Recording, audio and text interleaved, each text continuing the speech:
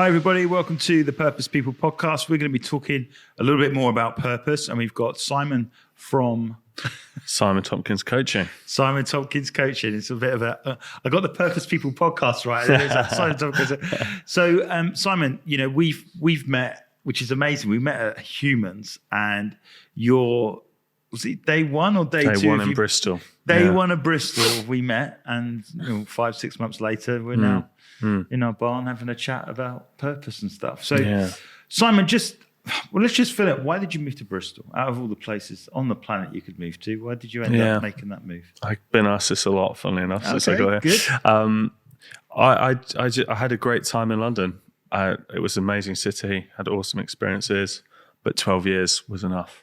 Yeah. I think 10 years was enough. But I just wanted to come to another city that had, diversity, had culture, had lots of stuff going on and happening, but at the same time, I could access the country. I could get into nature. I could have more balance. It's less hectic. Yeah. Just felt healthier. And it was actually always really between here or Brighton. Okay. My best friend lives here. And, I like the location in the country where I can get to the coast, things like that. My parents live in Devon, so that worked out quite nicely. And that was it. That was all I needed. So I just kind of went for it. Cool. And you enjoying it? Loving it. Yeah.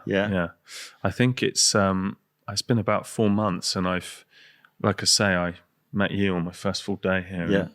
And, I've probably actually met and made more, I'd say, real connections in 4 months than I did in the last 4 years. And wow, that's good. Yeah. I think the thing with Bristol is it does have a lot of that meet-up culture and connecting culture and stuff. And I think, listen, London's great, isn't it? You dip in, you experience it, and you can dip out or whatever. But yeah, there's a good vibe and good community around Bristol, and certainly running the Humans event on a Monday night, third Monday of every month for people that are watching. It's a great crowd, and that's how we met on that Humans evening. And yeah, what did you think when you first turned up to that? Because that was I mean, it was. I joined the members club, the Square Club, where you're hosting it.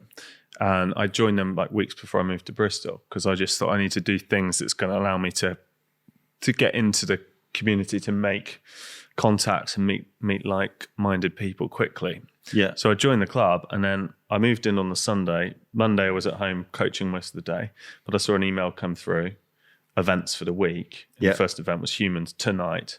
And I read it. I thought, that is right up my street. Awesome. just the values, everything,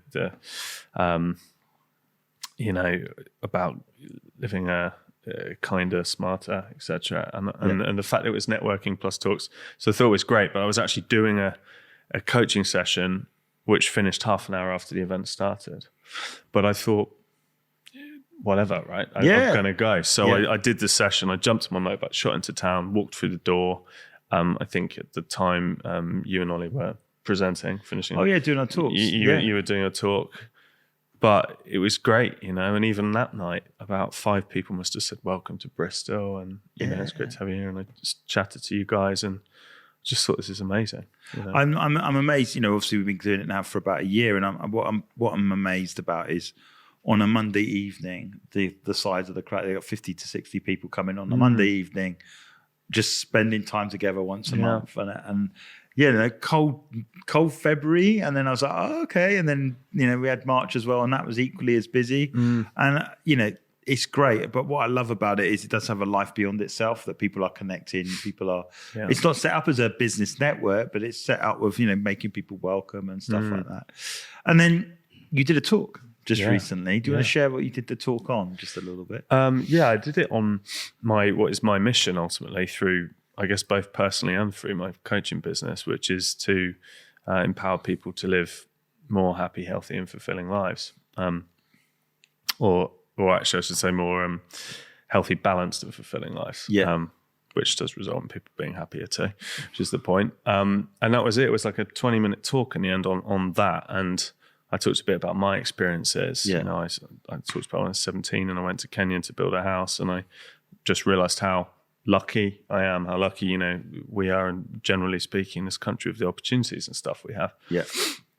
And I talked about some other key moments in my life that led me, to managing teams of salespeople and realizing that how much I got from coaching and leading and helping people, and then going around the world for 14 months, getting back right at the beginning of COVID, all the job offers disappearing, and then, and just kind of getting through that, but how that became an opportunity for me to actually get into coaching because I had that space. So I kind of gave that story, and then I shared with people some of the key reasons why it's hard to create balance in life and why we tend to get, pulled into like prioritizing our career and work and maybe going down the direction that doesn't necessarily fulfill us for some, for some people. And talked about that, and then shared some ideas and advice really out of stuff that's come from all my coaching conversations in the last few years, as well as a lot of research and personal development kind of reading and insight.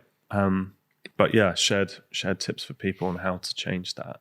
I think, what was good about your talk, and, we'll probably explore some aspects of it. What was good about your talk is that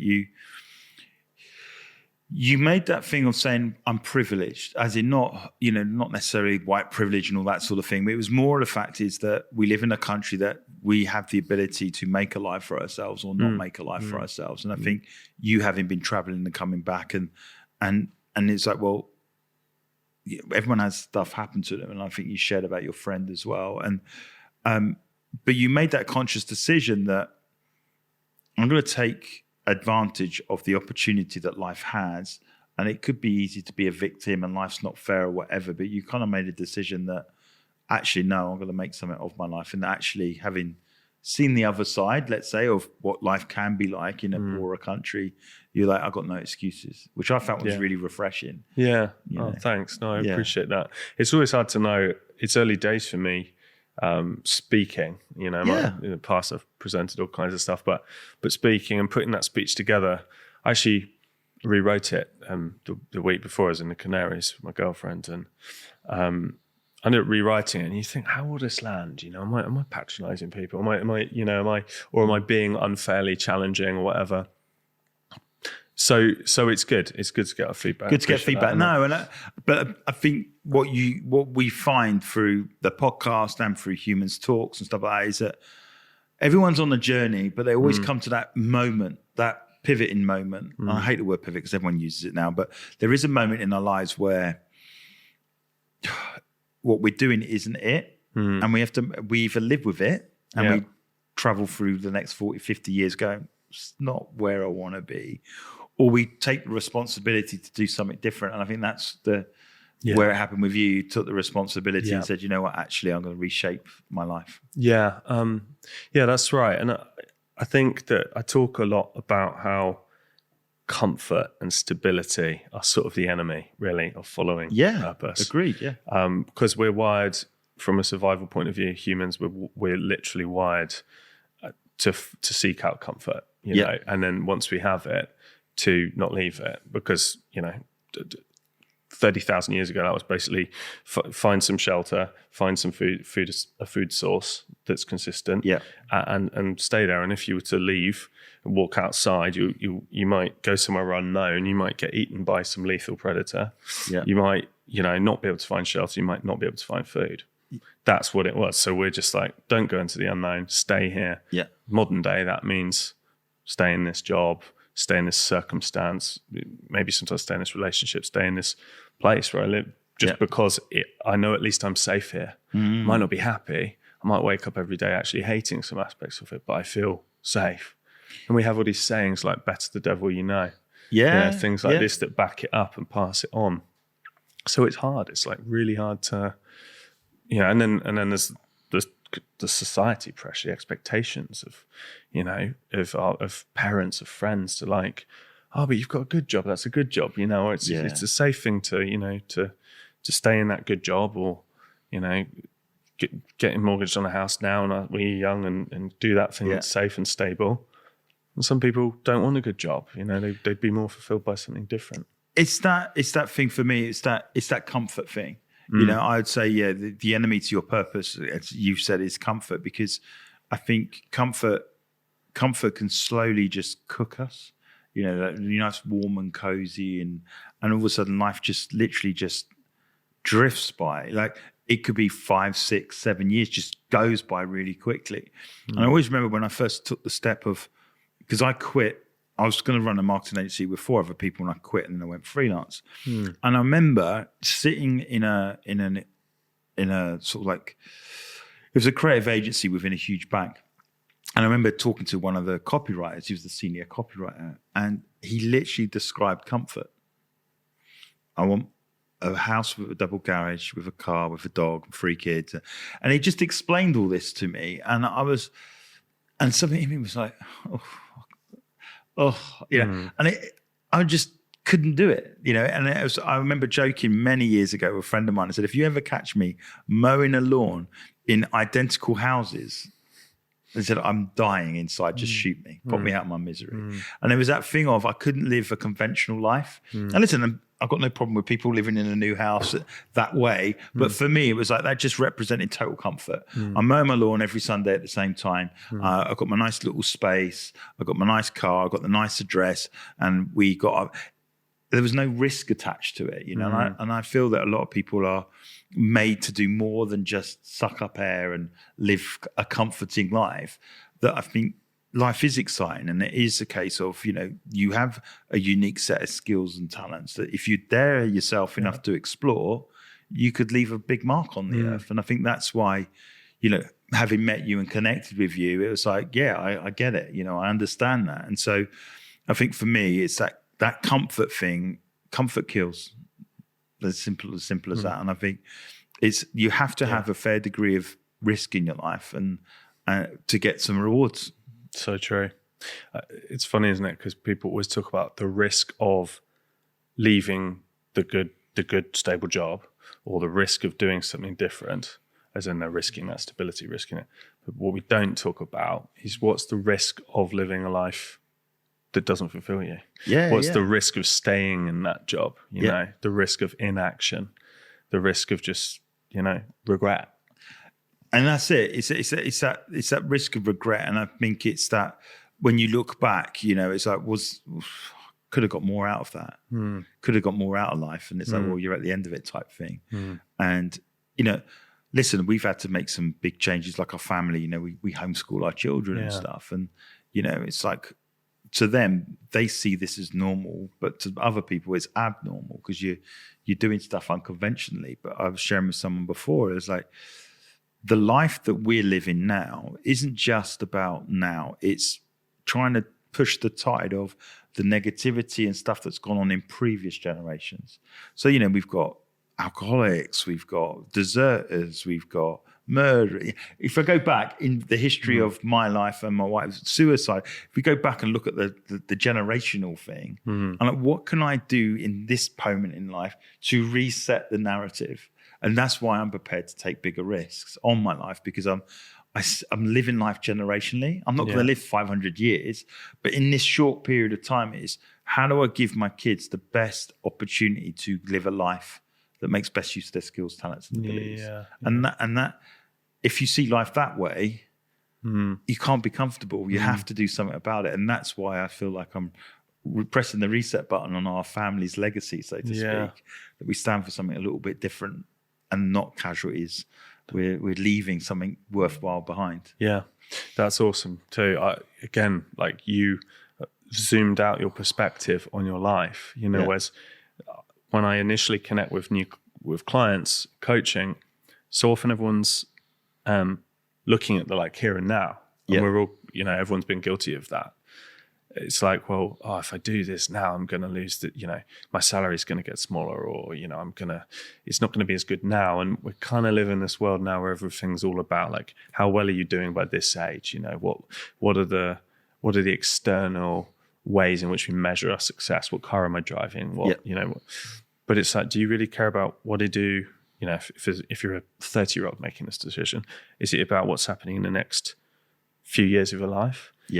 Or actually, is it about going, well, what's the overall picture? Where do I want to be in 30 years? You know, because if you're always sacrificing the long term for the now, the thinking now is short term gratification. You know, it's not the important stuff. Like, it's short term pleasure, long term pain. You know, and I think when I was younger, I probably lived that way. I was like, well, you know, I live in the now and I won't worry about what's happening in the future. And weirdly, I think I was 27 when I made that decision about turning this opportunity to run an agency down. And I think that was still too late. But a lot of people say, I remember my friendship circle, I was clearly the first one that made those crazy decisions and choices. And as life went on, I think a few of my friends were like, I'm not doing this anymore, this sucks. And they changed their career or moved home or whatever. And so it's not bigging myself up, but I believe that everybody at some point in life has to make that choice to do something different. I share it this way. There are 4 stages to any career or life. There's you launch into a career, a job or the world market, you'd say. You learn how to do it and you get pretty good at it. So now they give you more responsibility, so you lead. And then there comes that point of legacy. And I think if you're brave enough to ask a legacy question, what you're leading might not be it. And I think there's people there in that leading position where the salary, the house, the cars, the this, that, and the other, the private education stops them going for legacy. So they just stay in that comfort thing. The brave people are the ones that say, I'm just going to rip it up and start again because I can't do this. I want to, and they might have to launch, learn, and lead again, but they're coming at it differently. And I think why that is because the education system doesn't ask purpose questions early enough. So true, doesn't it? And I think maybe you touched on another thing there as well, and that is that I think sometimes people that have been set up for a traditionally successful path, private education, etc., and it, you know, get into good jobs at young ages, and that they feel like they have so much to lose. Of course, like materialistically and reputation and all that stuff. And that can sometimes be a barrier, I think, for people to lead and to relaunch, you know, to go and launch themselves. So. I mean, I look at it this way. It's like let's say when you're a kid and you want to be an astronaut, because the sky's the limit, literally, if you're an astronaut. You know, how do I put it? It's like I start dreaming about who I want to be and be creative with it. And then we somehow go through education and go, get a normal job. Because who wakes up in the morning and says, oh, I'm going to be an HR director? Or I'm going to sell insurance. Now, how you feel for purpose in those roles is you know you're about people when you're kind and you want to impact people for the better. And I get that. Some people in those roles, like an HR director, is doing that because they're helping people get the most experience out of work. 100%. That's their purpose. Oh, yeah. But I know when I was at school, there are a lot of people that fell into working for the big banks. And they go, why do you do what you do? Well, it's got a job in it. And then what happened? Well, just kept doing it. Or I'm there for the pension. And I'm like, really? Did you not have that? You probably had that question, but you decided to run with it. Yeah. And where it really hit home for me, I was speaking to, he's a police inspector, and he's come up with an app that's like a whistleblowing app. And he quit the police force to build his life around this app. And I'm going to have to get him on one day. So I've brought him up a couple of times. But all his mates around him were like, why are you leaving? Well, because I don't want to do this job for the next 20. Yeah, but what about the pension? And he was like saying, well, if I stay for the next 20 years, I'm going to go out my mind.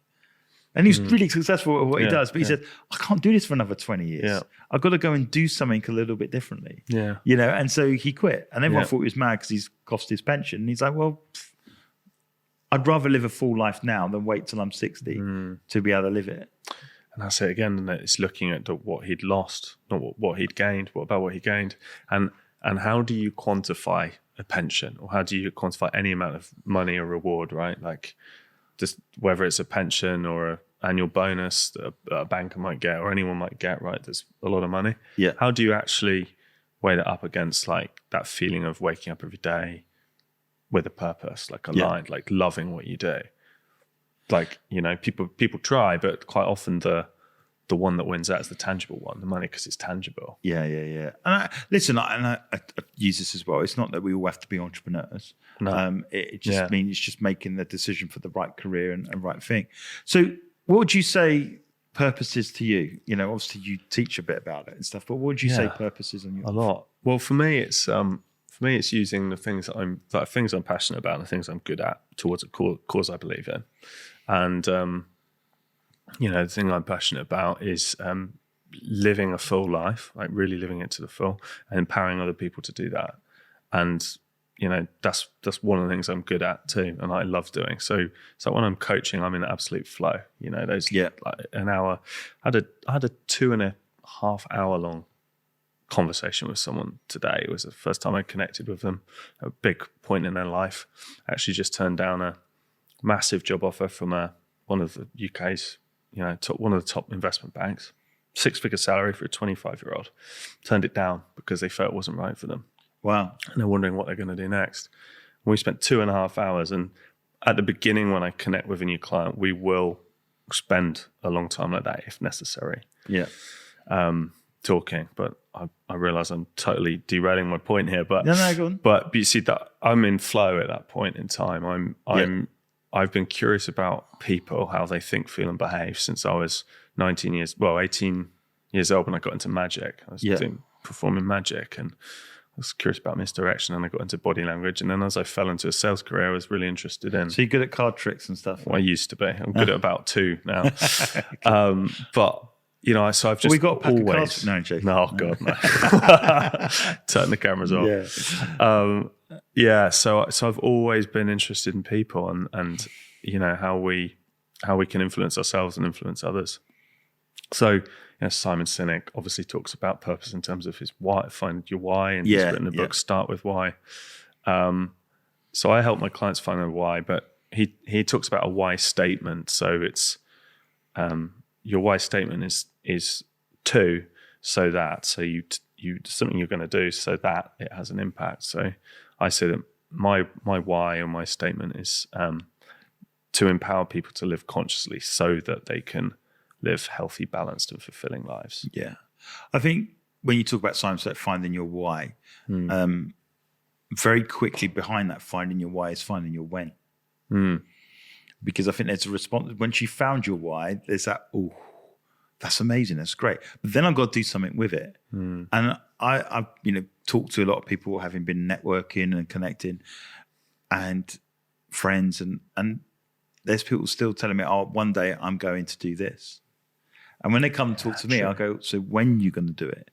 And they look at me like, oh, what date are you going to do it? What year? And they're looking at me like that. And I've got a friend called Carmelita. She keeps coming up in our conversation. She's a powerhouse. And she's one of these women that hears that and just goes, do it now. Yeah. Like, just do it now. And she says it because it shocks, because you're always giving yourself more time than you need. And it's that sometimes, well, what happens if you did it now? What needs to change to do it now? And I'm not saying you need to quit your job now, but you could start as a side hustle, like straight away. 100%. And I think that's quite a challenging conversation, that when I get into that now, I just go, so when are you going to do it then? Yeah. And look at you like, what do you mean? Well, we're already in, where are we now? This will probably go out in June, but we're at the time we're recording, we're just hit April. Because I'm going to do it this year. You said you were going to do it in 2023. Okay, it's April. 1 quarter's gone already. So then go, I'll do it in 2024. They go, you're not going to do it in 2024. You just need to do it now. Yeah. And start making those things. So I think find your why is really important, but I really believe that finding your when is really important. Yeah. When you're gonna double down on it, when you're gonna make decisions that actually change the way you think, feel, and behave. 100%. And it can just be, every goal is broken down into steps. We say this to people. It's not like, if you find your purpose, your why, then your when doesn't have to mean, oh, my when isn't right, I'm going to quit my job, I'm going to move country, and I'm going to, do you know what I mean? Or I'm going to do this radical move to suddenly devote my life to this purpose in one jump. Yeah. It's not like it. Like, your first step towards it is probably going to, say you realize you want to change from this industry into that industry. Most of the steps my clients take when they do this is, I go, well, who do you know who knows someone in that industry, or who do you know in that industry? Who can you start speaking to find out more about it? Like, it might be the very first. And it's even as soon as people start taking little steps, they feel more confident to then take more steps, and each step leads to another one. So I think that's huge, isn't it? And also, also, it doesn't even mean sometimes making any massive shift in your life. Like, I had a client once who was in sales, like I used to be, and realized that their purpose, they could actually live out their purpose just by really stepping into a leadership position within sales, within the same company. But instead of going down this route of like managing bigger and bigger accounts, just start leading people and get leadership training and become a leader and someone that empowers people. And that's exactly what they did. And I think that's a really good point, because obviously, my journey was a little bit more radical, I would say, in the thing I had to make. But it doesn't always have to be that crazy or that radical. Yeah. It's just that 1 degree change. You're going in the right direction, but just change it, just slightly, and it makes a significant difference. So I think for people that are listening, because the Purpose People podcast is not just aimed at entrepreneurs, it's like leaders as well, where you're making that decision and go, actually, I don't want that promotion because that's going to take me further away. I actually want to work in that division. So what are you going to do now? Yeah. And now you've got your why, when. Yeah. But you can use that. You can apply that to your everyday life. So I always say, I'm going to get fitter at some point. I used to play football loads and everything like that. And it's like, well, come on then, let's go for a run. So now me and my daughter have started running. Nice. And it was yesterday. It was cold. It was wet. And because I'm running with her now, it was like, let's go for a run. And she's like, I don't want to go. It sucks. I don't want. And I said, nor do I. And then we were both walking on the run. And we're going, I hate this. And they're like, yeah, I hate this too. But we need to do it. Nice. But it was a point of, I want to get fitter. So when? Let's just do it. But the great thing is sometimes you need that buddy, to just say, I know we both hate it. And I know we'd rather watch Netflix, but let's just do it. Yeah. So sometimes even in those decisions, get the right people around you that go, when. 100% accountability. Well, that's what the coach is for, right? Yeah, for sure. So so you obviously coach a lot of people and stuff. What's the normal thing that, I'm not saying you want to give their scenarios or scenes away, but what is the common thread behind them not doubling down on purpose or making those decisions? Have you seen a bit of a pattern emerge? Yeah. There's a lot of patterns. I think one is people not knowing. Firstly, that's the big one. It's like, I know this isn't right. I know I don't want to, be in marketing. So I used to work in the drinks industry, right, for drinks brands. So someone goes, I know I don't want to work in marketing and sales for a drinks brand. That's not what I'm passionate about. But I'm not really sure what it is that I'm passionate about. And I think that's partly because just for so long, like, from when we go to education, we're just told to focus on, what you're good at and what can you make a career out of. And then some people go to uni, some people don't, whichever, you both end up in work. And then the focus is on doing that job and progressing and getting the next promotion. And people kind of lose touch with those childhood dreams and all those things they used to like. So I ask questions to make people really reflect and think about that. And sometimes it's just very hard to even get back in touch with who they really are. Like, who they are, not who like their parents want them to be, or they think they should be for society, or who they think their friends want them to be, or what they think they need to be in order to be successful. Just like, who are they? What do they love? That's such a big one. It's a question I use in Heartset. Is I say, well, what's the thing that you used to do as a kid where you forgot to eat? So it's going back to that point of you being a kid and going, what did you just enjoy doing? Like one child might be really good at gathering people. He's got the football or she's got the football, and by the end of it, there's 25 people playing football on a random pitch somewhere, and they always seem to gather people. So it's like, well, what is it that you love doing, gathering people? They might not make it as a pro footballer, but what job could fit that? What role in your life where you gather people and you find that they might become a community coach, or there might be an inspirational speaker with a tribe behind them. But we don't explore that. We go, I just need to get a normal job now. That's it. And there's so many ways you can apply those things you're good at. These are all, they're such transferable skills, aren't they? Most people have. And I think that's another one to answer your question. It's like, other patterns is people go, well, this is what I love, but I can't, this is what I love doing, but I can't see how I could get into that. Well, most of just the skills that a lot of people have in jobs these days, say, I don't know, one of my clients recently, project manager, working in the world of IT to implement IT software into big companies. Really successful at what she does. When we landed on the idea of the fact that this isn't her purpose, it doesn't excite her. She got excited over the years by achieving and going up and getting, doing better in terms of salary and title. That rewarded her, but it wasn't her purpose. And now she's at that point where she's like, well, I don't need any more of that. She realized she could easily take those skills as a project manager and just go work for a cause within a company that she really cares about. So instead of implementing IT, to go and work for companies that help people that have been disadvantaged or, had kind of unfair circumstances. That is something she really cares about in life, like really, really passionate about. She's always wants to help people. Like she's a really successful project manager. Any organization is out there helping people needs her skills. 100%. And she probably won't like leave this job and go straight into her ideal job. Maybe she'll make a couple of jumps to get there. Yeah. But then she has this amazing thing to work towards, Yeah, and I think that's it. It's about making progress.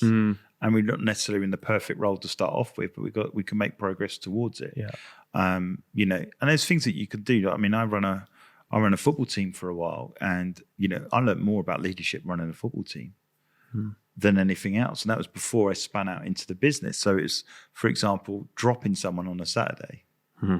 You have to go through that conflict, and then you have to measure their reaction, and then you have to get them to see the bigger picture. Yeah. And it's difficult because it's not easy. You might have 15 or 18 players, and there's only 11 that can start.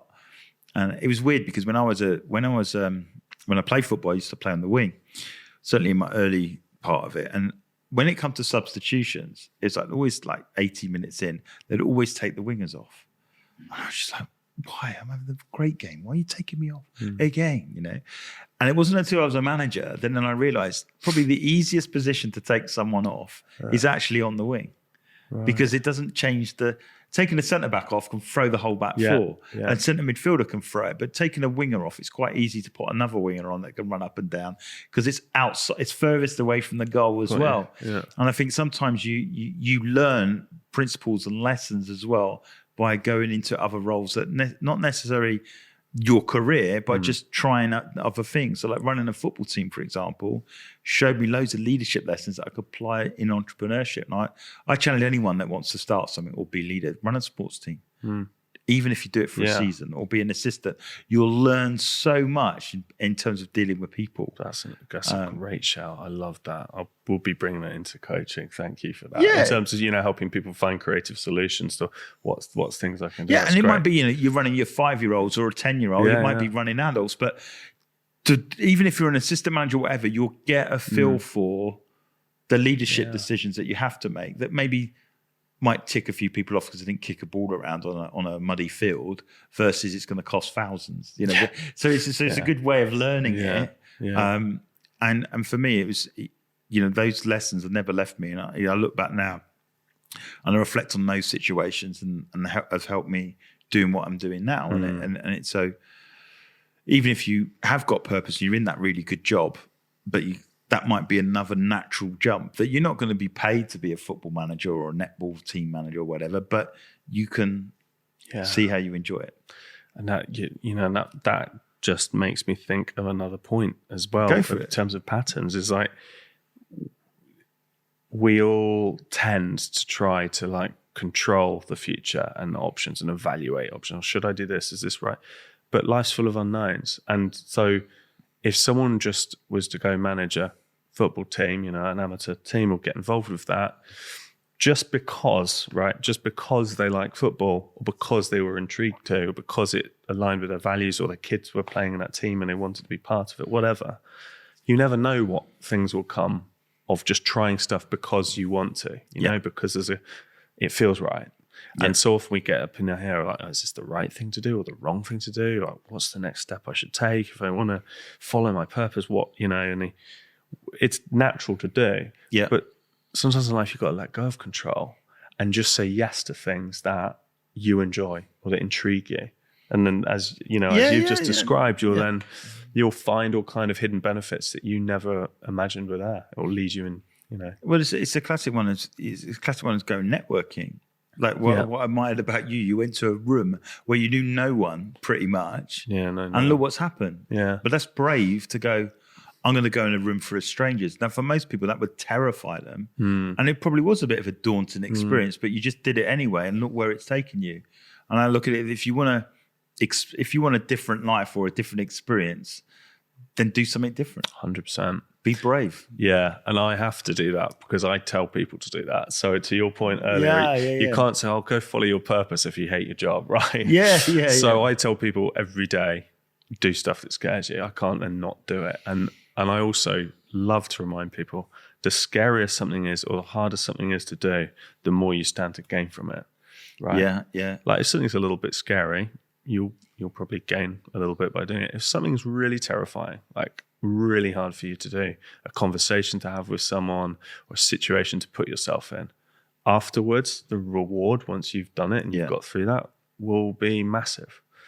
It's so important, And it's even like with the podcast for me, because I've been an art director years, whatever. So I find it easier behind the camera to then sit in front of it and then do this. I'm like, oh, didn't really enjoy that. And I remember the team and they're like going, oh, we just need to get on with it. And we had to buy kit and equipment and stuff like that. But I think that maybe subconsciously there was that element of, I don't really want to be in front of the camera as well, because we're not going to listen to what we got to say. Yeah. But what's been good about this journey, it's not necessarily all about me, which is great. It's about you and whoever we've got on the sofa giving their insights and information. And it's such a great format that it is. Someone wants to get their message out there. They don't have to like do loads of teaching things and talk down the camera like this. They can actually have a conversation about life and whatever they're doing. So we talked about patterns and stuff like that and purpose. What's your sort of like, what's the end game with you? I mean, what would success look like for you in your business? Well, I say ultimately I want to empower millions of people. Okay, to live a healthy, balanced and fulfilling lives. And I really do. I mean, I see it as a lifelong journey. I don't ever see myself retiring. That's never been my goal. I don't go, I want to hit this age and stop. Because I could go on a massive one about that alone, but what is actually there's some big stats out there on retirement. Yeah. Oh, what in terms of once people retire, they die quite quickly afterwards. Right. This kind of exactly. I don't think that easy or convenient makes people happy. Like stuff that's easy doesn't fulfill us. What fulfills us is working towards things that we care about. Stuff. So I see this as a lifelong journey. We live in a digital world where actually, if you get good at growing an account on any social media channel, you can now access millions. You can put a message out there. I've had reels that tens of thousands of likes. I haven't hit the hundreds of thousands, but I've What's that? Which platform is that on? That's Instagram. Instagram. Okay, cool. So I've had tens of thousands, but ultimately, the sky's the limit. There's a book I want to write. I would love to get a TED Talk out there. Good. I would love to get speaking on stages internationally, and at the moment the vast majority of my coaching is one-on-one. I would like to get into group coaching. Yeah, but then ultimately, I want everyone to be able to afford and access the tools and materials that I empower people with at all price points, So I want that to be accessible. I want that to be stuff that people can download and courses that have, evergreen content, courses and stuff that are up there. So the vision's big, but it is. I sometimes have to. I daily have to rein myself in because otherwise I forget about here and now, and I'm just working on it. But I see it as a journey of loads of stuff. Do you see yourself as that? Are you more of a futurist? I'm pretty. Yeah, I certainly can be. Yeah. I've had to learn that I'm such a futurist. I got to take care of the day to day as well. Yeah, and I think as a futurist, you just talk around a vision and you just keep going, and it's like there's no end to it. But I've had to learn that discipline of being present in the now. Yeah. And that was with my family, being present in the present and learning that they're living their life with dad in the now, not the future, you know. And it's like, yeah, I've got to be present. I've had to learn that one because I'm very much a futurist and life's not quite perfect in the moment. So let's just try and make it happen. And And I realize actually enjoy now, you know, certainly as a father and seeing my kids, you know, my eldest is almost 16. Wow, where did that go? Do you know what I mean? So I've learned actually enjoy the present a lot more. And I think that's probably the biggest lesson I learned in the last few years is be present in the present. Yeah, that's a great point. I'm 100%. I need to, you know, I have to on a daily basis, remind myself of that, bring myself back. And you know, that's why I do love practices like meditation and things to help you just stay mindful. But for sure, you're talking about that in terms of like you have big visions and you're, you know, really clearly have your purpose and the things that you really believe in and are passionate about. And that is quite hard when you know, that's one of the interesting challenges of when you connect with your purpose and when you're living out your purpose. It is. But the greatest discipline I learned as an antidote to that is celebrating your wins. Nice. Yeah. Because I don't. Important. And probably as a futurist, because you're like, I'm not there yet. So how can I celebrate now? My coach reminds me to celebrate my wins. And I remind my clients. Symptoms of futurists everywhere is you don't celebrate your wins. Yeah, 100%. You know? 100%. Sometimes I don't even realize I had the wins. You know, it literally takes a good friend or my coach to go, do you see what you've just done in the last 6 months? You know, he just got from A to B and you said you wanted to create this stuff and you've created it. And I'm like, yeah, you're right. I should really do that. Yeah, and I don't believe it's not a prideful thing, but it's a discipline that you need to enjoy the journey type thing. 100%. Because otherwise it's just gone, isn't it? Yeah. It's like, you know, and I think even running the football team or whatever, we do go back there now because we literally did win a few cups and we can celebrate the wins. But there's such a richness, you know. You sit there and it's not you're trapped in the past, but it's like we talk about those stories. We talk about the build up of the game, and we only have to talk to a few of us, and we're back there, you know, back in the change room and stuff. And you think, yeah, life is, you know, you can tell those stories as well, you know, the wins that you had and pass them on to your kids, you know. Yeah. So the kids all think I'm like some superhero football player. No, I didn't play in the Premier League kids. Oh, really? I thought you did. No. Let them keep thinking. Yeah. So from your perspective, Simon, where can people get in touch with you and get hold of you and connect with you? I mean, I guess my website, you know, which is simontomkins-coaching.com. All the details are there in terms of, I just welcome anyone to book a call with me, really. I mean, you can send me an email, you can reach me on WhatsApp, you can message me through Instagram. Yeah. You know, you can find me on LinkedIn, you can do any of those things. And I'm always there to talk, but equally, you know, it's such a human thing, conversation. And we're in danger of losing that a bit these days. You know, we're so digital and we have so many like clickable things and automatic messages and responses and all these different ways to send text to one another now. But luckily, you know, technology also allows us to have conversations with people, even if they're thousands of miles away. Yeah. Because you can just have a decent conversation with people.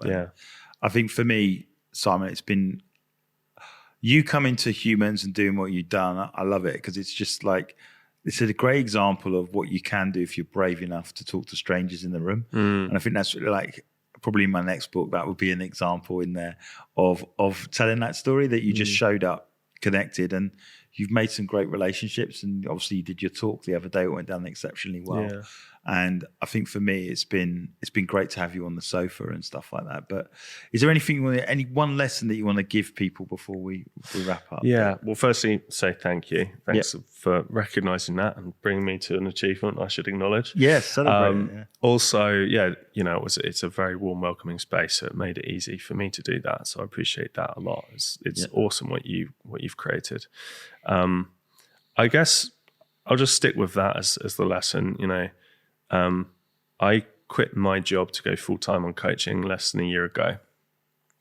I had debts for a legacy of traveling around the world and COVID and all kinds of stuff that happened.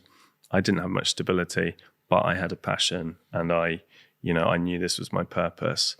I went all in. I committed 100% to it.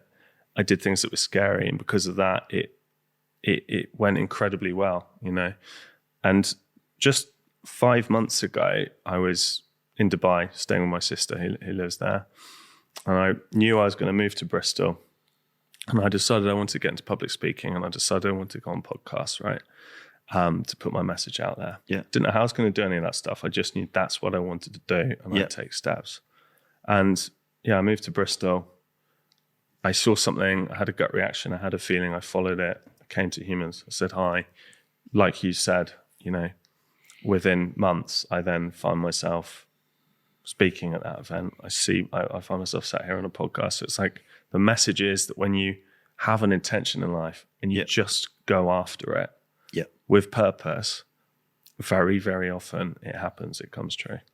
And I think that's the thing. I think it's about being brave. Yeah. It goes back to that thing, rather than be comfortable. You were uncomfortable. You put yourself in uncomfortable situations where, you know, it's speaking in front of a load of strangers, so to speak, and first of all coming into a room full of strangers, and then going on a podcast and having to drive all the way out here and stuff like that. They're all uncomfortable things. But as you said, it's the rewards at the end of that thing make it all worth it in the end. So I've loved having you on. It's been really cool. Thanks. And I'm sure we'll get you back. Yeah, thank you. You know, we're going to be going around the guests, you know, see how far they've progressed in life or whatever. But it's been an absolute pleasure. So follow Simon on LinkedIn, have a look at his website and stuff. And, you know, if you want a conversation about coaching, just reach out. Yeah, please do. Thanks, Darryl. It's been awesome. Thanks, man. Thanks a lot. Hey everybody, thank you for listening to the Purpose People podcast. We'd love you to like and subscribe to our YouTube channel, but also follow us on Apple, Spotify, Google and Amazon podcast platforms. A review is really helpful for us to get the message so you can make purpose a priority.